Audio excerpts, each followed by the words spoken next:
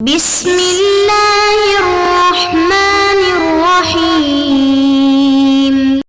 نحمده ونصلی علی رسوله الکریم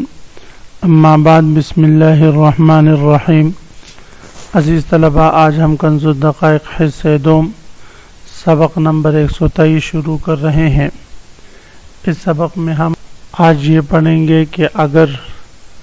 مبی کے ہلاکت کے بعد عاقدین کے درمیان تحالف جاری ہوگا یا نہیں، یا عقد اقالہ کے بعد تحالف جاری ہوگا یا نہیں، اور اسی طرح 2-3 اور نئے مسائل آج کے اس سبق میں ہم پڑھیں گے تحالف سے متعلق۔ تو عزیز طلباء، آتے ہیں کتاب کی طرف۔ سب سے پہلے ہم عبارت پڑھتے ہیں: وَلَوِ اخْتَلَفَا فِي مِقْدَارِ ثَمَنِ بَعْدَ الْإِقَالَةِ تَحَالَفَا وَيَعُودُ الْبَيْعُ الْأَوَّلُ وَلَوِ اخْتَلَفَا فِي الْمَهْرِ قُضِيَ لِمَنْ بَرْهَنَ وَإِنْ بَرْهَنَا فَلِلْمَرْأَةِ وَإِنْ عَجَزَا تَحَالَفَا وَلَمْ يَفْسَخِ النِّكَاحُ بَلْ يُحَكَّمُ مَهْرُ الْمِثْلِ فيقضى بقوله لو كان كما قال أو أقل وبقولها لو كان كما قالت أو أكثر وبه لو بينهما۔ صورت مسئلہ یہ ہے، مصنف علیہ الرحمہ فرما رہے ہیں وَلَوِ اخْتَلَفَا فِي مِقْدَارِ الثَّمَنِ،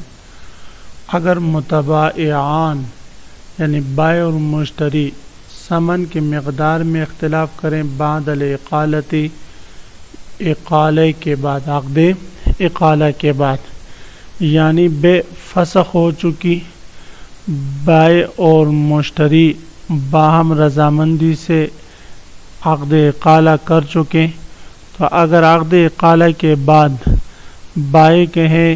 کہ ثمن وہ 10 لاکھ روپے طے ہوا تھا، 10 لاکھ روپے آپ نے مجھے دیے، مشتری کہے نہیں 12 لاکھ میں نے دیے ہیں، مقدار ثمن میں اختلاف ہو جائے، تو اس صورت میں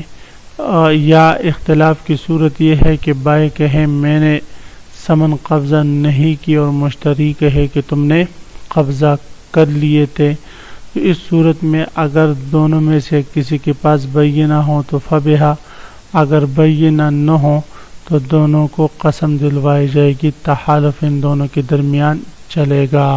تو فرماتے وَلَوِ اخْتَلَفَا، اگر بائع اور مشتری دونوں اختلاف کرے فی مقدار ثمن کی مقدار میں بعد الاقالتی، عقد اقالہ کے بعد، تحالفا تو دونوں قسم اٹھا لیں۔ وَيَعُودُ الْبَيْعُ الْأَوَّلُ، اور بیع اول اقالہ کے بعد دوبارہ لوٹ آئے گی، یعنی اقالہ باطل ہو جائے گا اور بیع اول جو ہے وہ برقرار رہے گی۔ مطلب یہ ہے کہ مبی جو ہے وہ دوبارہ مشتری کے پاس چلا جائے گا اور ثمن جو ہے وہ بائع کے پاس رہے گا، اور یہ عقد اقالہ تحالف کے بعد پھر نہیں ہوگا۔ یعنی عقد اقالہ یہ ایک بیع جدید ہے نا، تو یہ ختم ہو جائے گی تحالف کے بعد۔ وَيَعُودُ الْبَيْعُ الْأَوَّلُ، اور جو بیع اول ہوئی تھی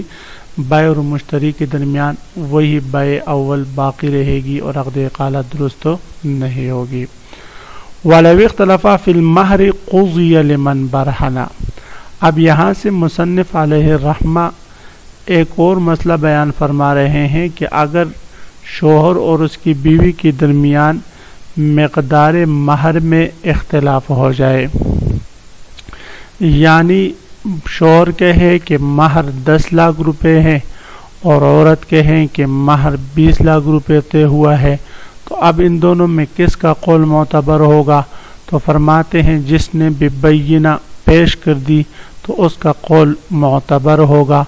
جس کے پاس بینہ نہ ہو تو اس کا قول معتبر نہیں ہوگا، اس پر دوسری کی چیز لازم ہو جائے گی۔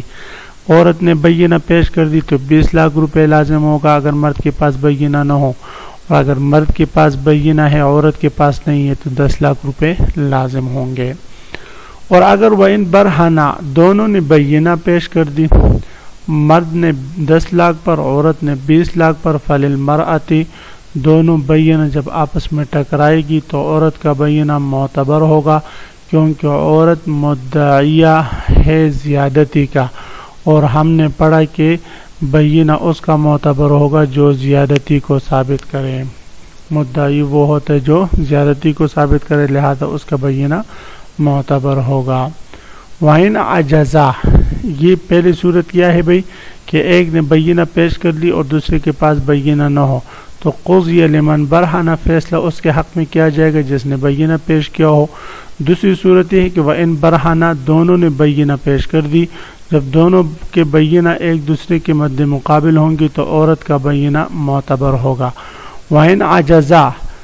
تیسری صورت یہ ہے کہ بائع اور مشتری دونوں عاجز آ جائے بینہ پیش کرنے سے، نہ بائع کے پاس نہ شوہر کے پاس بینہ ہے اور نہ عورت کے پاس بینہ ہے، تو تحالفا، اس صورت میں تیسری صورت میں دونوں قسم اٹھائیں گے، اور قسم اٹھانے کے بعد پھر جو ہے مہر مثل پر فیصلہ ہوگا یا جو ہے شوہر کے قول پر اس کی صورت آ رہی ہے۔ بہرحال تیسری صورت یہ ہے کہ اگر شوہر اور بیوی دونوں عاجز آ جائے بینہ پیش کرنے سے تحالفہ، تو دونوں قسم اٹھا لے۔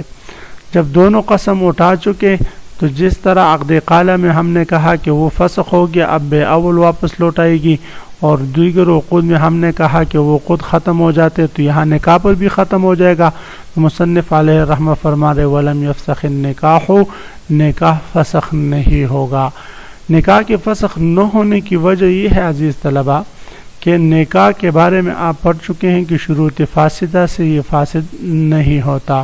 نکاح سے متعلق ہم پڑھ چکے ہیں کہ عقد نکاح میں مہر مقرر کرنا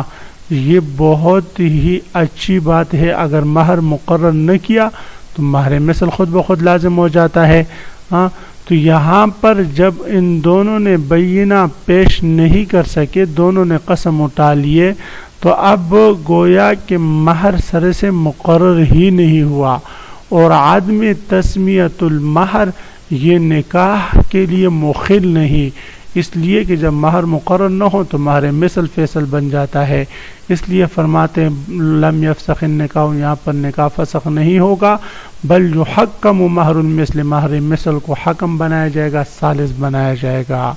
اب جب مہر مثل ثالث بنے گا عزیز طلبہ، تو اب اس مسئلے کی تین صورتیں بنے گی۔ پہلی صورت تو یہ ہے کہ عورت نے 20 لاکھ مہر کا دعویٰ کیا، مرد نے 10 لاکھ مہر کا دعویٰ کیا، اور تو اب اس صورت میں ہم دیکھیں گے کہ مہر مثل کس کے دعوے کے قریب قریب ہے۔ اگر مہر مثل 9 لاکھ ہو یا مہر مثل جو ہے وہ 8 لاکھ ہیں، تو مہر مثل وہ مرد کے قول کے قریب ہے، لہذا مرد کے قول کا اعتبار کیا جائے گا۔ اگر مہر مثل عورت کے قول کے نزدیک ہو، مثلا مہر مثل 21 لاکھ ہے یا 22 لاکھ ہے اور اس نے 20 لاکھ کا دعویٰ کیا ہے، تو فرماتے اس صورت میں عورت کے قول پر فیصلہ کیا جائے گا۔ ہاں اگر مہر مثل 15 لاکھ ہے، عورت کا دعویٰ 20 لاکھ کا ہے، مرد کا دعویٰ وہ 10 لاکھ کا ہے، مہر مثل بین ہے، تو لہذا اس صورت میں مہر مثل ہی کو حکم بنایا جائے گا اور مہر مثل پر فیصلہ ہوگا۔ فرماتے ہیں کہ اگر دونوں بینہ پیش کرنے سے عاجز ہو گئے، تحالفا، تو دونوں قسم اٹھا لیں، وَلَمْ يَفْسَخِ النِّكَاحُ، اور نکاح فسخ نہیں ہوگا قسم اٹھانے کے بعد، بل یحکم مہر المثل، بلکہ مہر مثل کو فیصل بنایا جائے گا، فَيُقْضَى بِقَوْلِهِ، پس مہر مثل کو جب ہم فیصل بنائیں گے تو 3 صورتیں مسئلے کی بنے گی۔ پہلی صورت جب مہر مثل اور شوہر کا قول قریب ہو تو فیقضی بقولہ، تو شوہر کے قول پر فیصلہ کیا جائے گا، لو کان مہر المثل کما قال، اگر مہر مثل اسی مقدار کے برابر ہو، کما قال، جس مقدار کا شوہر نے دعویٰ کیا، او اقل، یا اس مقدار سے کم ہو، مثلا 8 لاکھ ہے یا 7 لاکھ ہے، دعویٰ اس نے 10 لاکھ کا کیا ہے۔ وَبِقَوْلِهَا، دوسری صورت عورت کے قول پر فیصلہ کیا جائے گا، فَيُقْضَى بِقَوْلِهَا، عورت کے قول پر فیصلہ کیا جائے گا، لو کان مہر المثل کما قالت، اگر مہر مثل اس قول کے یا اس مقدار کے برابر ہو جو عورت نے کہا ہے۔ عورت نے 20 لاکھ کہا ہے، مہر مثل 21 لاکھ یا 22 لاکھ یا 20 لاکھ کے برابر ہے، تو عورت کے قول پر فیصلہ کیا جائے گا، او اکثر، یا عورت کے قول سے وہ مہر مثل زائد ہو۔ وبہ، یہ تیسری صورت ہے کہ عورت کا دعویٰ 20 لاکھ کا، مرد کا دعویٰ 10 لاکھ کا، مہر مثل بین ہے 15 لاکھ ہے، تو بھی تو بعین ہی اسی مہر مثل پر فیصلہ کیا جائے گا. وَيُقْضَى بِهِ أي وَيُقْضَى بِمَهْرِ الْمِثْلِ مہر مثل پر فیصلہ کیا جائے گا. لو بینہما اگر مہر مثل ان دونوں کے درمیان میں ہو. تو عزیز طلبہ اسی مسئلے کے ساتھ آج کے سبق کا اختتام ہوا. آج کے سبق کا خلاصہ یہ ہوا کہ ہم نے سب سے پہلے یہ مسئلہ پڑھا کہ اگر اقالے کے بعد مقدار ثمن میں متعاقدین کے اختلاف ہو جائے تو دونوں میں سے جس نے بینہ پیش کر لی فبہا، بینہ پیش نہیں کر سکے تو دونوں قسم اٹھائے، قسم کے بعد اقالہ ختم ہو جائے گا اور بے اول واپس لوٹے گی. اس کے بعد ہم نے پھر پڑھا کہ اگر